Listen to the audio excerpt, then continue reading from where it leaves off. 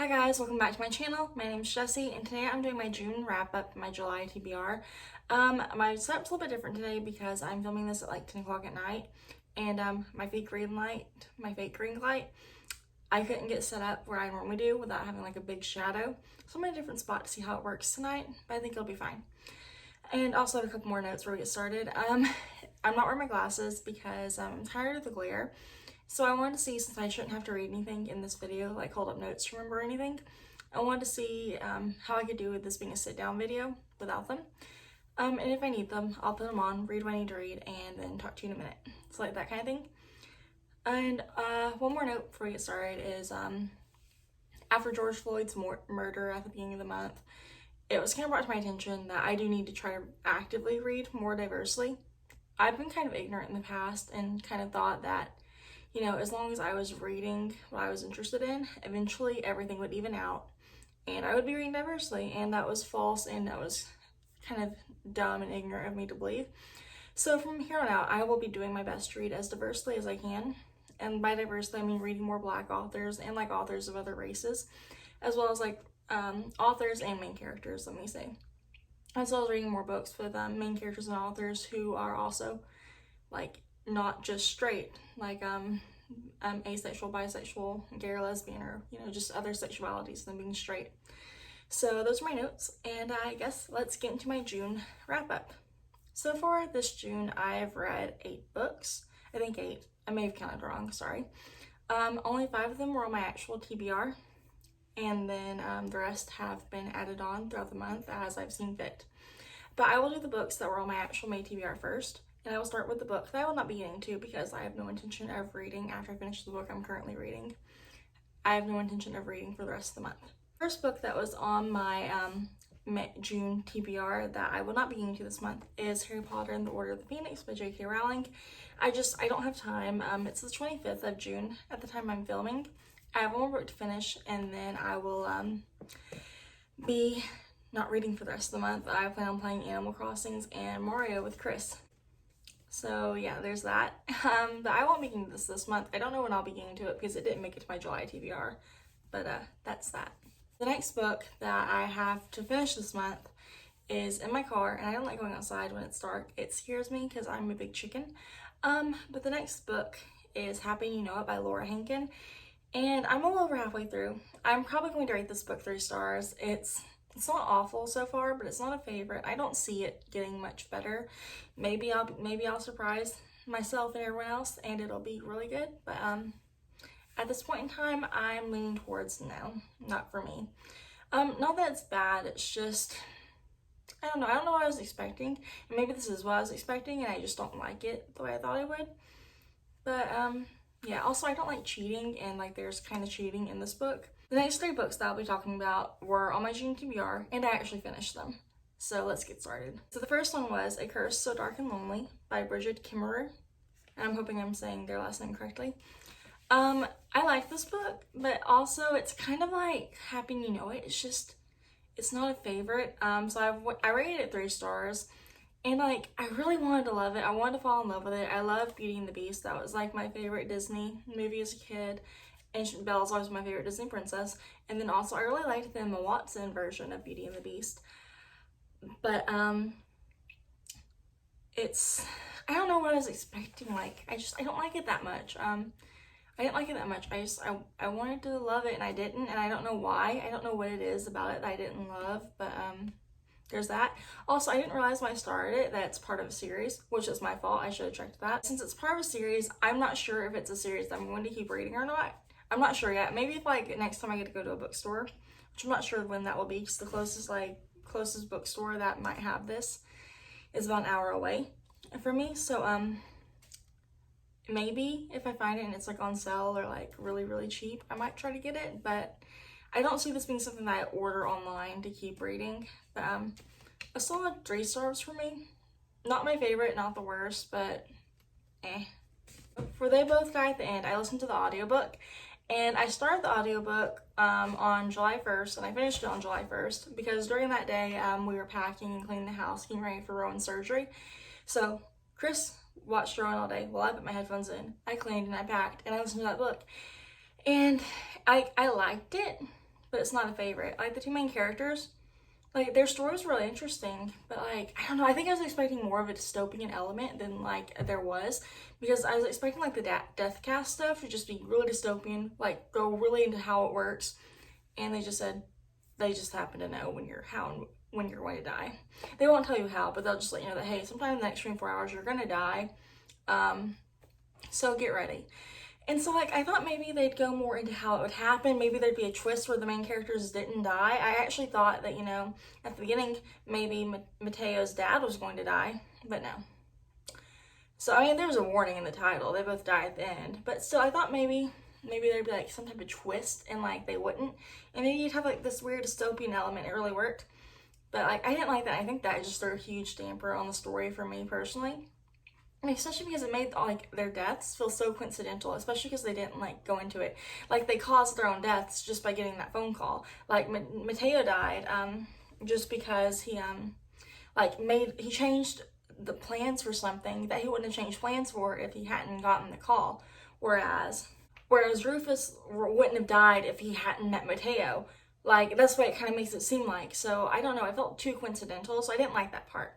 I did think the way Rufus and Mateo met was interesting, though, because, like, there was this app called Last Friend, I think it's called Last Friends, where, like, you can go to, if it's your 24 hours and you're gonna die sometime soon, or you want to be a friend of someone who's about to die.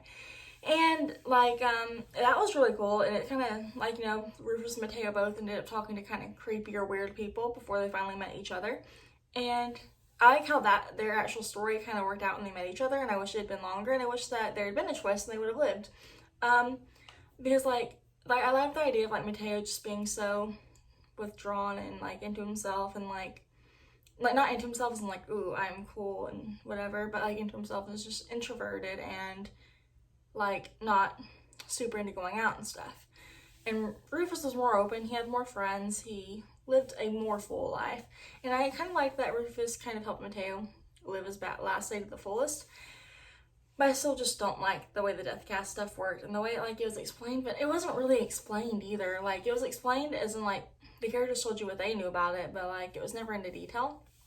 So I didn't like that very much. And then one thing I liked about the book that doesn't necessarily have to do with the story completely is the way it was written. The way it was written actually kind of reminded me of The Sun Is Also a Star by Nicola Yoon, where, like, you have Rufus and Mateo's first-person points of views alternating, but throughout the book, there's a third-person point of view of, like, different characters. For example, someone Rufus had a disagreement with, like a man who's about to go into a gym for something that you'll know about if you've read the book or if you plan on reading the book. Or, one of the people who work at, like, one of the death cast activities, like, where Rufus and Mateo simulated skydiving. So, like, that was really cool. I like the way it was written, but, the actual story was 3 stars for me. So the next book I read was I'm Not Dying With You Tonight by Kimberly Jones and Jilly Siegel.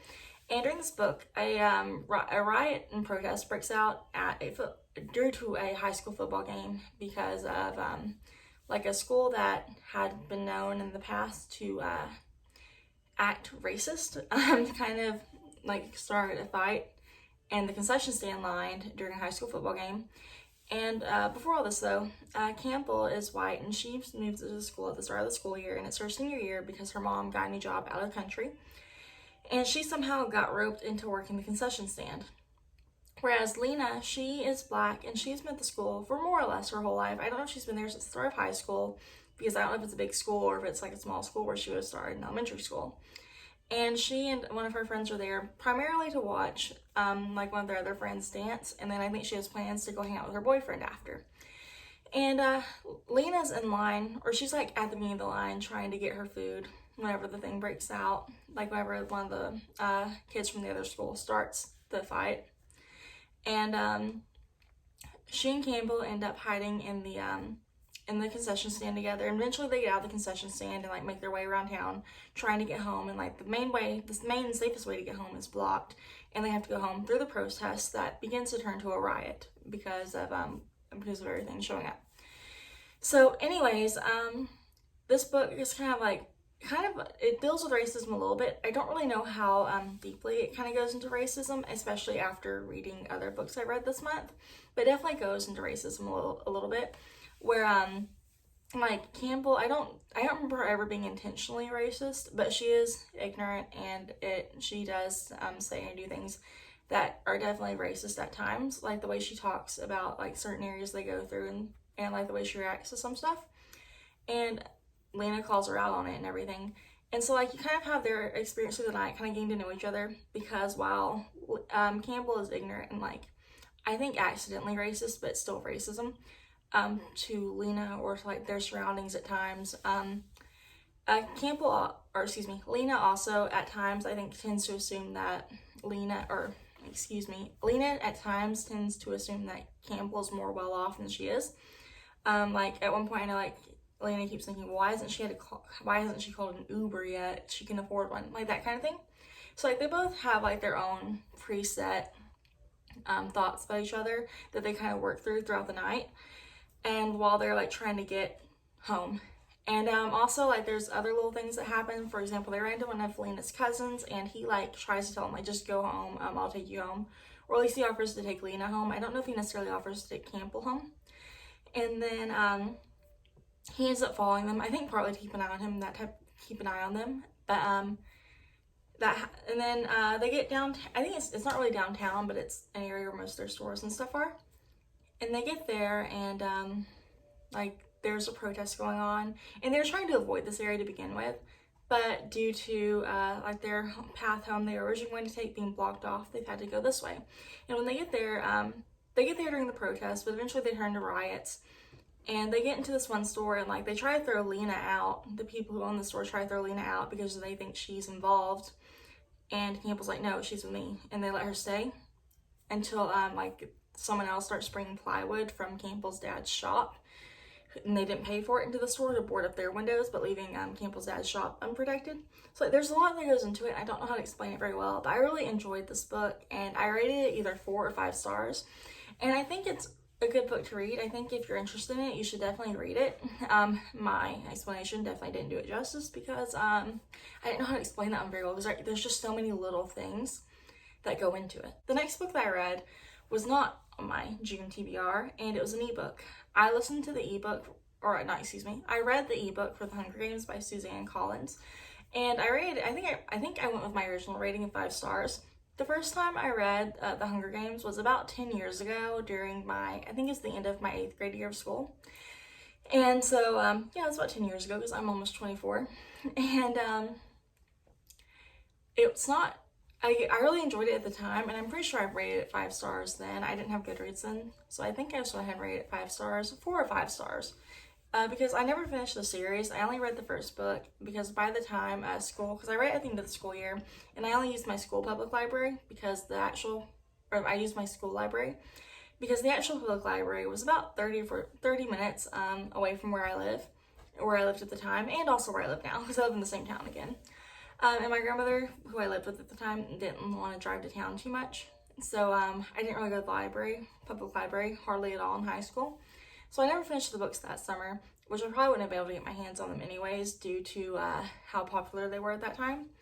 Because I think this was around the time they were getting ready to make the movies. And then by the time school started back, I didn't really care anymore. I didn't feel like continuing them. So I think I'm going to try to read The Hunger Games, or read the rest of The Hunger Games sometime this year. I don't think I have any interest in reading the prequel. But anyways, I haven't even explained what the book's about. I feel like it's one of those books that's super popular. Most people know it's about. But just in case you don't, it's about like a dystopian world where the original US is more or less ended, and now it's kind of like divided into 12 districts in the capital. Where every year there's the Hunger Games, where the capital picks two children from each district to participate in the Hunger Games and kill each other, and the winner gets whatever. And the games were to remind the people of the districts not to revolt, and Katniss and Peeta accidentally revolted. I don't know if it was an accident, but you know, they revolted whenever they both survived. So there's that. I enjoyed reading it again. There's so much stuff I forgot about the first time I read it, and I think most of that's just because it's been so long. But I enjoyed reading it, and I plan on continuing it sometime this year. I just don't know when. Next book I read was Black Girl Unlimited by Echo Brown, and I listened to the audiobook for this. I rated this one 5 stars because this was so good. I loved it. It was such a great book. I originally started it the day of Rowan's surgery because I brought a book to read while I was in the waiting room because I knew it was gonna be at least 3 hours, give or take, probably give a little bit more time, like with all the like actually putting them under and like I guess actually getting started stuff. So I brought like a book to read, but I couldn't concentrate on the actual words, so I just put like one headphone in, listened to Black Girl Unlimited, and played on my phone the whole time. And I really liked that book. I finished it pretty quick, given that I didn't listen to it all in one day in one sitting. It took me like a couple days, but that's just because there was a lot going on. But I really, really loved that book. It was so good. It's one of those books that I want to buy a physical copy of and own and reread it. And basically, it's like a semi-magical, memoir type book. Because the main character is named after the author, but like there's this element of magic and wizards kind of thrown in, like everything like is taken care of with magic, and like it definitely seems like it's like, you know, her kind of like autobiography, because she talks about like how when she was a little kid she almost died in a fire, and so did her like siblings, and she talks about her parents' issues and like with like substance abuse. And I will go and say that there is a trigger warning for sexual violence, rape to be specific, in this book. But like I liked how honest this book was, and it was so good. The main character Echo, she went to a white middle school, or like a middle school that was primarily white students because it offered, I guess, more advanced classes, and she showed that she was really smart. Whereas her brothers went to like the more local middle school that was primarily black students, so they didn't have the same opportunities as Echo did while like during that school period. And then in high school, Echo went back to like the more local school because it offered AP classes. And then she's talking about like trying to get her family out of the area they were in. And so she would go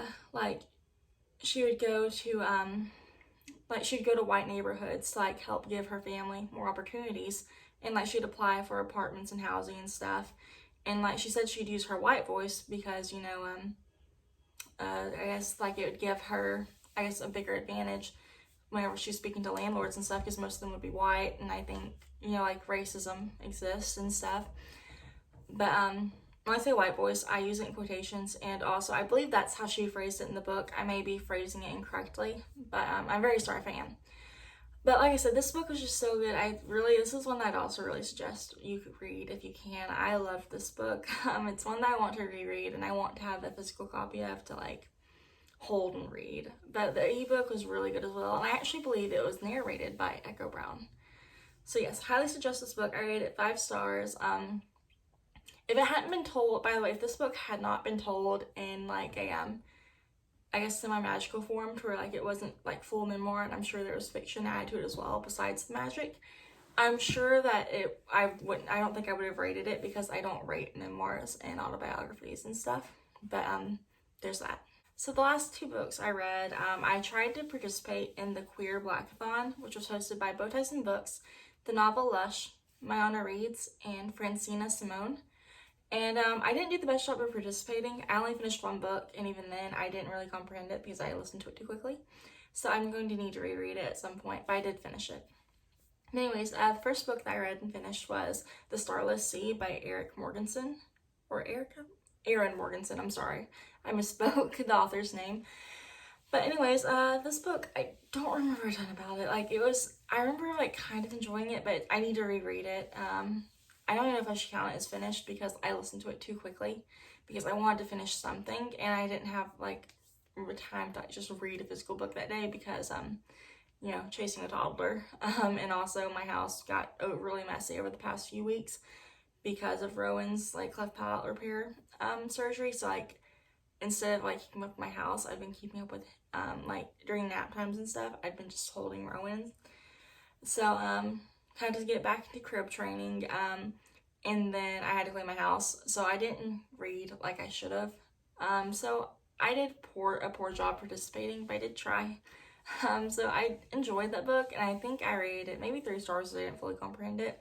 3 or 4, because I listened to it, and like I like the parts I remember were really interesting, really good. I like the way it was written, but I listened to it too quickly, so I need to reread that one. The next book though that I did finish was All Boys Aren't Blue by George M. Johnson, and this book was amazing. It is an autobiography, or a memoir, sorry, and like it was so good. I love this book. It's also, I didn't rate it because it's memoir, so there's no rating on it for me personally, but just the way it's written, the tone, first of all, his, like, the way he writes is so conversational. It feels like he's talking, like George M. Johnson is talking directly to you just because of the way he writes, and I really liked that. I love that tone when it's in books most of the time, and especially with autobiographies and memoirs, like, just it feels so much more personal. And it's already incredibly personal because he's sharing so much about his life. Like, he's sharing with you how he felt different at age 5, and like, because of the way, especially at the time he was a child, you know, a lot of parents didn't normalize like queer relationships to their children. So like, whenever he realized he might have been attracted to boys and his crushes were boys, he'd imagine himself as a girl because, you know, as far as he knew at that point in time, girls were supposed to like boys. So like, it's just really interesting. I love the way he like talks about and there's a chapter where he has like a transgender cousin named Hope. Hope was the name she changed to after she transitioned from male to female. But anyways, he like wrote a chapter kind of to her, even though she's passed, and kind of like one of the first things he did was apologize for, like, if he knew, I think he says something along the lines of, if he knew now what he knew then, or if he knew then what he knew now, he wouldn't have ever misgendered her or used her old name. And like that kind of thing. And I really appreciated like that. And then he also, George M. Johnson wrote chapters that were kind of like really specifically to his brother or to his mom. And like, just, it was so good. I love this book. It was so well written. It should also probably be a trigger warning to let anyone know that he does talk about whenever he was sexually abused as a child. So that's mentioned in the book if any of that might bother you or trigger you. But he doesn't, he kind of goes into detail actually, but it's real life, and he talks about it and kind of talks about how it shaped him a little bit. But it was really good. It was a really good book, especially to read about someone who, I guess, tried to stay closeted even though they were, I guess he said in the book, he was very effeminate even as a child and stuff. Even though he was into sport, even though he was good at sports, he was still always kind of effeminate. So like, most people assumed he was gay or would ask if he was gay, but he'd always say no. And I thought that was interesting because and maybe we do hear that perspective a lot. I've just, like I said, I've been, at the beginning of this video, I've been a little poor at reading diversely. But anyways, that was an amazing book, and it's another one I highly suggest you read if you can. Now we'll be moving on to my July TBR, which is once again 5 books because 5 books just works for me. For my July TBR, the first book I'll be reading is Suicide Notes from Beautiful Girls by Lynn Weingarten. I've mentioned this book in a couple other videos that I've really been wanting to get to it, and I'm finally doing it. This is about a girl named June, and her best friend Delia has supposedly committed suicide, but June doesn't believe it, and I'm assuming she has a reason why, and she will go into why. Like, she will, I guess, be trying to figure out what really happened. So this is one that I'm really excited to read, and yeah, this is one that's been on my shelf since I think I ordered this in April, but yeah, I'm excited to read this one, and I'll let you know how it goes sometime, either during a reading vlog or sometime next month. I'm not sure. The next book I'll be reading is Siege and Storm by Leigh Bardugo. This is the second book in the Shadow and Bone trilogy. And in this book, Alina and Mal are like on the run from the Darkling. And a lot's apparently going to happen. I just read the back of it just now because I couldn't quite remember what I read last time. So this is what I'm excited to read because I really want to get this series finished before the, I guess, Netflix series comes out, because I'm saying right now that I'm excited to see the series and I really want to watch it, but when it probably comes out, I probably won't watch it, being realistic with how I am. I keep saying that I'm going to watch something and then I never do. So, Chris and I still haven't finished Tiger King. We still haven't finished Tiger King. It's been months. I made it like 3.5 episodes into Little Fires Everywhere, and I got stressed out. TV shows stress me out, but I am excited to get to reading this book, and once again, I will also let you know how it goes sometime in July. The next book I'll be reading is A Song Below Water by Bethany C. Morrow, sorry, like tomorrow. This book is supposed to have like a lot of themes of racism and sexism, and it's about like mermaids and sirens. And like they have to kind of keep, mermaids and sirens, I guess, have to keep their powers hidden. But then like during the main character and her best friends junior year of high school, there's like a trial with a siren. That's what I know from reading like the little inside flap. But I'm really excited to get into this book. I don't know, it's just the cover is beautiful, and I'm excited to like actually read it and absorb the actual story and lesson. Next book I'll be reading, Burning by Megha Majumdar, and I will actually be wearing my glasses while I tell you about this book because I'm blind, and also it'll help me like kind of keep up with the names, because sometimes when characters have like, I guess, names that I'm not used to hearing, I have a little bit more trouble remembering them like immediately.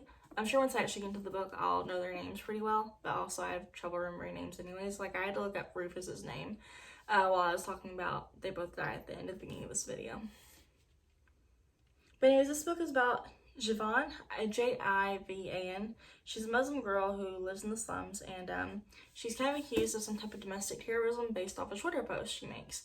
And then there's another character who he like knows the truth, but he won't say it because he's gotten like a lot of benefits from her being in trouble.